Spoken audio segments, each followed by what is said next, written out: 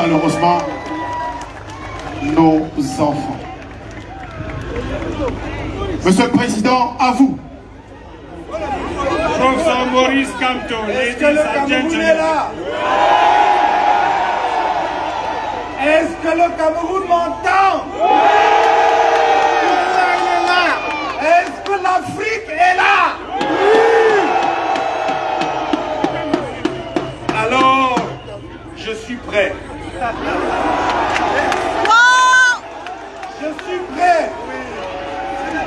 Et comme un Africain profondément enraciné, nous savons, lorsque vous allez de votre village à un village et que vous êtes accueillis avec bienveillance, vous faites savoir votre satisfaction. Alors je voudrais dire aux autorités de ce pays, et en particulier de cette ville, combien nous sommes reconnaissants de l'accueil qu'ils nous réservent à cette place exceptionnelle de la République qui marque leur histoire et qui peut-être est le début de la nôtre jusqu'au pouvoir de l'homme.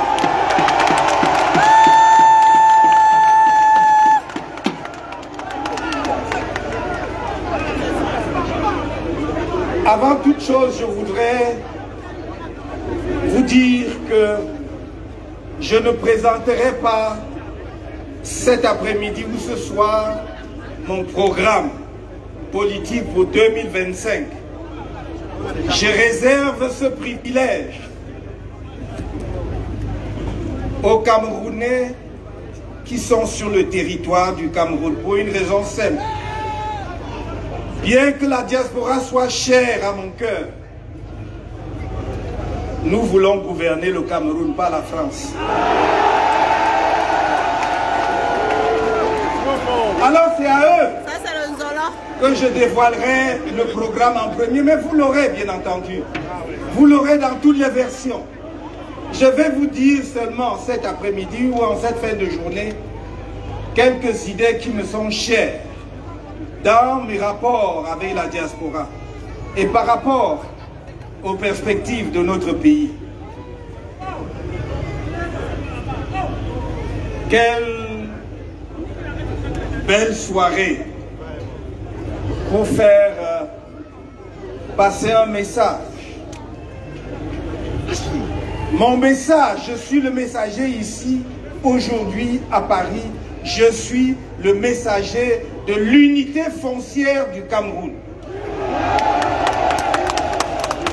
De l'unité structurelle du Cameroun. De l'unité ontologique du Cameroun. L'unité structurelle, c'est-à-dire de l'articulation de toutes les communautés camerounaises. De l'unité ontologique, parce qu'en nous, en dépit de tout ce qu'on peut vous dire, ce sont des mensonges, coule le même sang, le même souffle, le même esprit. Qui ne serait pas heureux de, à place de la République à Paris, rempli par des Camerounais pour accueillir un Camerounais? Ceux qui sont jaloux vont vous dire, ah, il va seulement à Paris bavarder et machin. Qui nous laisse la possibilité d'organiser librement nos meetings au Cameroun. Et on fera 10 fois comme cela. Le message que je vous envoie, que personne ne vous divise. Jamais, c'est fini ça. Vous pouvez avoir des désaccords. Vous avez même été verbalement violents les uns contre les autres. Mais n'oubliez jamais qu'une maison divisée est toujours une maison perdue. C'est difficile à admettre. Il y a eu beaucoup de violence. Mais nous devons être capables, justement, de grimper au sommet de la montagne. Et grimper au sommet de la montagne, c'est avoir la capacité de dépasser ses propres douleurs. Sinon, moi-même, je serais incapable de pardon. Pourtant, j'ai déjà pardonné à tout le monde.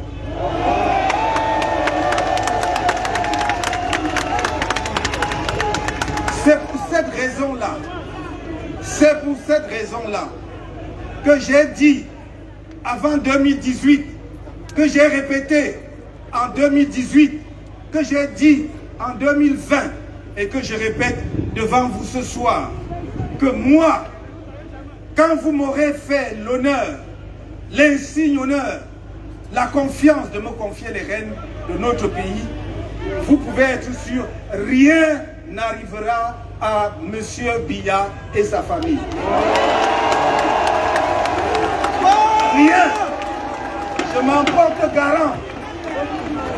Je n'ai pas le temps pour la haine. Je n'ai pas le temps pour la haine. J'ai le temps pour bâtir le Cameroun avec vous. J'ai le temps d'effacer, de supprimer tous les obstacles qui vous empêchent d'aller et venir, d'apporter toutes vos connaissances, vos contributions au Cameroun. Ce sont ces obstacles, ces barrières que nous allons éliminer dans les 3 mois qui suivent notre arrivée au pouvoir. Plus personne d'entre vous ne sera stoppé à l'aéroport pour des motifs fallacieux. Plus personne. Et j'ai dit, je le redis, nous allons établir non seulement la binationalité, mais la plurinationalité.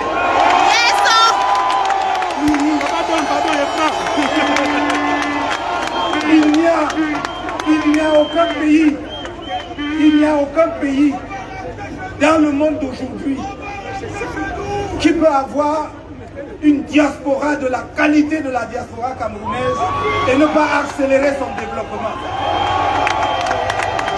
Et tous les pays qui, en une seule génération, ont changé complètement la donne, comme la Chine hier, le Vietnam aujourd'hui, même le Maroc non loin de chez nous, c'est ceux qui ont activé leur diaspora et qui les ont accueillis les bras ouverts, qui les ont mis au centre du processus du développement. C'est ce que je voudrais faire avec vous.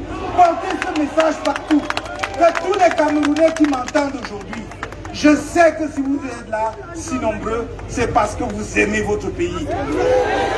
Personne d'entre vous n'aurait sacrifié son samedi, jour de repos, s'il n'était viscéralement attaché à ce pays, s'il n'aimait pas. C'est un signe qui doit nous parler. Et pour moi, c'est un signe qui me parle depuis très longtemps déjà, parce que je peux prétendre, sans validité aucune, être le premier homme politique qui a posé le problème de la diaspora sur la scène camerounaise. Allez regarder, déjà en 2012, dans notre projet de société, mais bien avant. Et j'ai toujours dit, si la diaspora est dure vis-à-vis des dirigeants de notre pays, c'est qu'ils aimeraient tellement que les choses marchent mieux et que leur pays se développe plus vite. C'est parce qu'ils aiment leur pays, c'est pas parce qu'ils sont développés.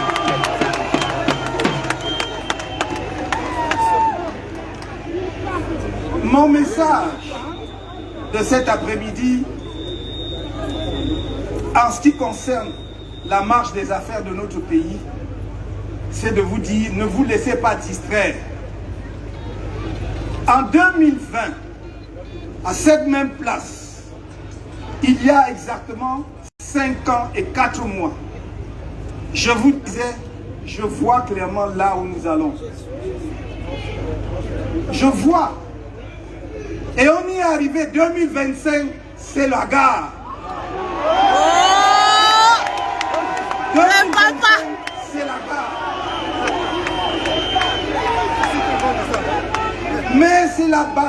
Mais c'est la bataille.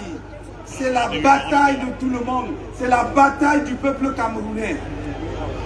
On a raison de dire, ça ne peut pas être la bataille d'un parti politique seul. Ça ne peut pas être la bataille d'un individu. Il n'y a pas de messie. Et quand bien même il le serait, il faut encore qu'il y ait des gens derrière lui. Non. La bataille de cette année, qui est la mère des batailles politiques depuis l'histoire politique du Cameroun, cette bataille est celle du peuple camerounais tout entier. Depuis une dizaine d'années, je vous montre méthodiquement pourquoi vous devez être prêts à vous battre. Je vous ai montré comment les lois du Cameroun sont bafouées, piétinées. Regardez, écoutez à nouveau mon message de 2020.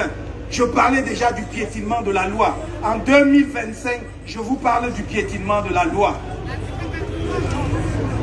Je vous parle d'un pays où il y a déni de justice, où même la plus haute juridiction politique du pays, c'est-à-dire le Conseil constitutionnel, a désigné une juridiction compétente au Cameroun autour de 7 millions et demi, 7 600 000 depuis 10 ans, depuis 2012. Depuis 2012. Vous avez vu qu'en 2020, aux Camerounais de choisir. Ils ont commencé à tuer les enfants. Celui qui a gagné et qui va diriger. Mais je ne suis pas dupe quand je dis cela. Parce que je sais qu'il y a des radicaux au sein du système.